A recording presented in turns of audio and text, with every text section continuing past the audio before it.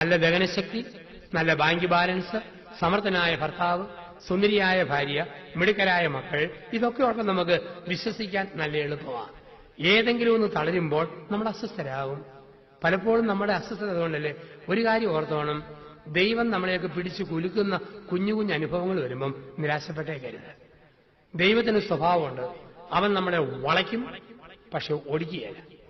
അവൻ നമ്മളെ കുലുക്കും, പക്ഷെ തകർക്കുകയില്ല. അവൻ നമ്മളെ ഉന്തും, പക്ഷെ താഴെ വീഴിക്കത്തില്ല. ഇന്നെല്ലാവരും വീഴുന്ന കാലമാ.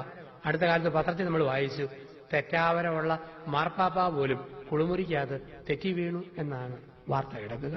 അപ്പൊ എല്ലാവരും വീഴുമ്പോഴും വീഴാതെ കരുതുന്ന ഒരു ദൈവത്തിന്റെ സാന്നിധ്യം നമ്മുടെ ജീവിതത്തിലുണ്ട്. ഒരു ദൈവത്തിന്റെ ഇടപെടൽ നമുക്കായിട്ടുണ്ട്. എന്നൊരു പ്രത്യേക രീതിയിലല്ലേ നമ്മുടെയൊക്കെ വിശ്വാസം പോവുക. 10ഉം 55ഉം വയസ്സായ ആൾക്കാരും കുമ്പസാരിക്കാൻ വന്നിട്ട് പറയുന്നത്, അടിച്ചിട്ടുണ്ട്, നുണച്ചിട്ടുണ്ട്, ഇടിച്ചിട്ടുണ്ട്, പിച്ചിപ്പറിച്ചു, മാന്തിപ്പറിച്ചു, അങ്ങോട്ട് നോക്കി ഇങ്ങോട്ട് നോക്കി. ഒരു പിതാവ് രൂപതയിലെ പള്ളികളിൽ സ്ഥൈര്യലേപനം കൊടുക്കാൻ വേണ്ടി ചെല്ലുമായിരുന്നു.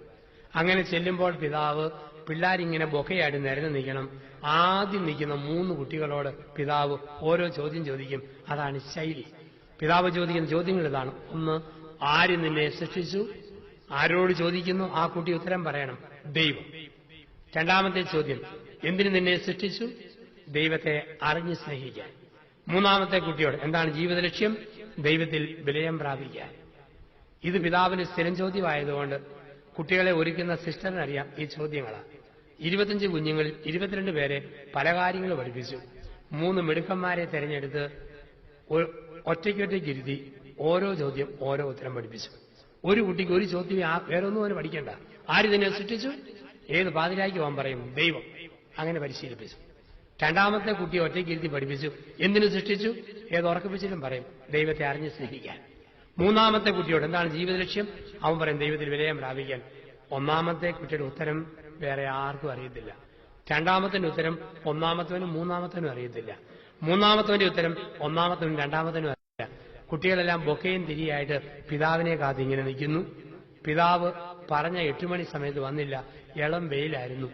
ഒന്നാമതൊന്ന് കുട്ടി ബോധം കെട്ട് താഴെ വീണു. അവനെ താങ്ങിയെടുത്ത് പള്ളിമുറിയുടെ വരാന്തയിൽ ചാരിവഞ്ചയെ കൊണ്ടുവന്ന് കിടത്തി.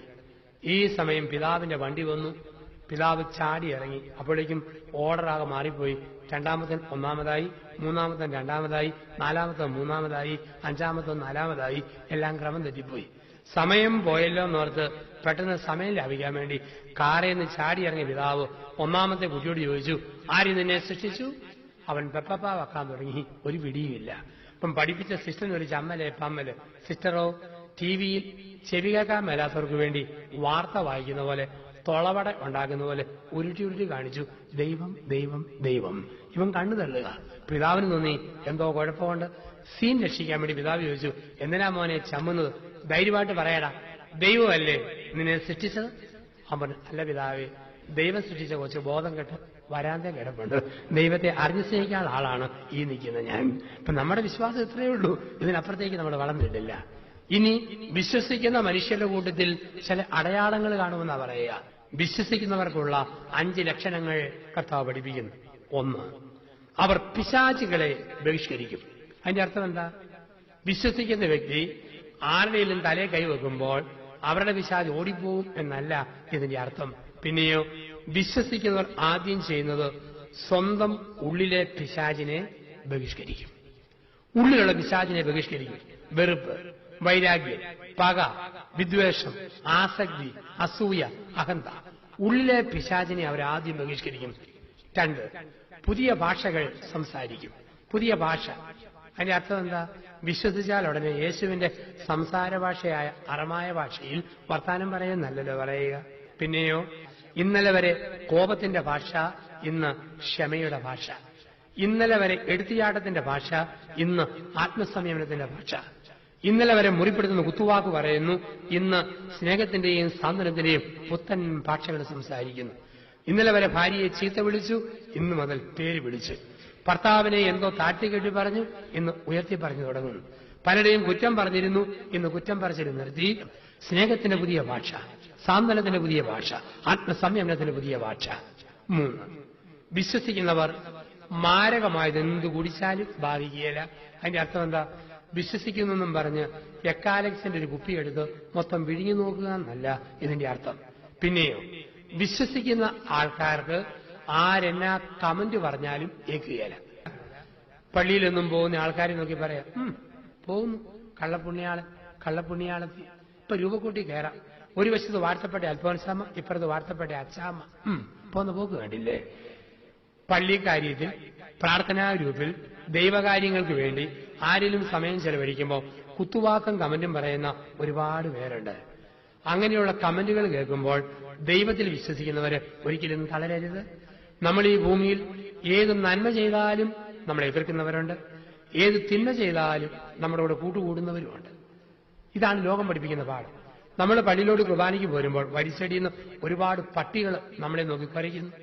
ഓരോ പട്ടിയും നോക്കി മുണ്ടും മടക്കി കുത്തി, അല്ലെ സാരി പൊക്കി കുത്തി ഞാനും കുരയ്ക്കാൻ തുടങ്ങിയാലും അതിന്റെ അർത്ഥം എനിക്ക് വട്ടാണെന്നാണ്.